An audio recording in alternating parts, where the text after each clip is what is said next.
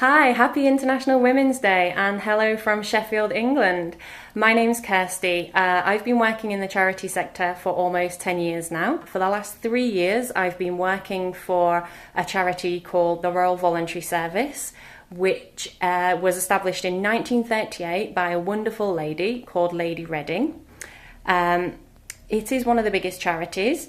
It was originally called the Women's Royal Voluntary Service, and it was initially formed to recruit women to assist civilians during and after the war. A big part of what the organisation did was to provide rest centres, emergency first aid, and quite famously known for assisting of the evacuation of children during the war as well.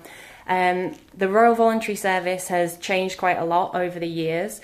We now work to enrich the lives of older people. We've always been at the forefront of providing community services to older people and their families. In 2013, we dropped the women's, so now we're the Royal Voluntary Service, and we work on a number of projects across Britain. The project that I currently work on is called Drink Wise, Age Well, and I work with those aged 50 plus to help them make healthier choices around alcohol. I'm a resilience development worker, so I work out in the community every day, setting up groups and activities for people that have gone through difficult life transitions to help build their resilience. I feel really empowered every day within my role. I really enjoy helping others regardless of their circumstance, and I really enjoy helping people to find themselves and overcome barriers that may be thrown at them throughout the life. As a woman in this day and age, I feel really strong, I feel independent, and I feel so thankful that many women fought tirelessly to be treated as equal members of society.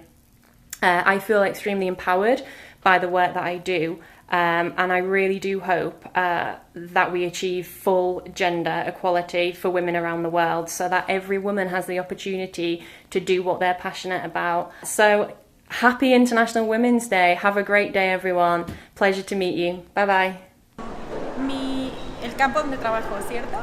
Sí. Es psicología educativa y ahorita estoy trabajando más en la parte administrativa. Entonces organizo cursos para profesores. Ahorita estoy en la parte de formación docente. She works in education psychology, but at the moment she is focusing more on administrative aspects of this area, mainly on teacher formation.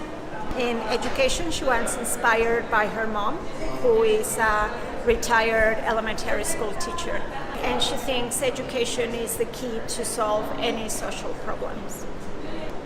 I don't think that I have any more or any less challenges because I'm a woman. Lo único que puedo pensar ahorita es que culturalmente se nos ha asignado la labor de los deberes de la casa. Just that culturally we are given the chores at home. And the fact of coming to work and then coming home and having to do all the chores of the house, that is the challenge. But in the fields of education, I don't see any major differences between the challenges that a woman or a man or any other person can have. Your first question, what inspired me to work in the field? Well, children, starvation, homelessness as a child. It really wasn't an option. It was a requirement. I don't think I picked it. I think it picked me. Most of my work revolves around how do we help the children that grow up through complex trauma. What's my experience as a woman in the field? Wow. Well, if I cared about that, I'd be in very big trouble because it's been grueling. Especially being one of the first people in the country to talk about the epidemic of child sexual abuse. I've had everything from people trying to kill me to having my my home invaded numbers of times, to having my house egged, having my computer stolen. I've had, and the constant barrage of being, cyberbullied. My experience as a woman has been, get yourself a set of balls, you're going to need them. And I totally just keep focused on what the focus is, which is about the lives of children, and just kind of really, really ignore that. And, sometimes it's been so bad that parts of my family had to move from their home. 40 years ago, it was a very dangerous thing to be working in the field I'm working in. It's not like that now. My experience as a woman has shifted year by year, and now as an elder woman, it shifts yet again. What are some of the challenges you've faced? I've been a very privileged Indigenous woman with white skin. My father's Aboriginal, my mother's white. I've been a very privileged woman. I can't say I cared much about, I never thought about the challenges. I just looked at what the goals were. We haven't had the same luxuries that a lot of Western non-Indigenous peoples have. We haven't had the luxury of being too concerned about our challenges, because they're just so huge.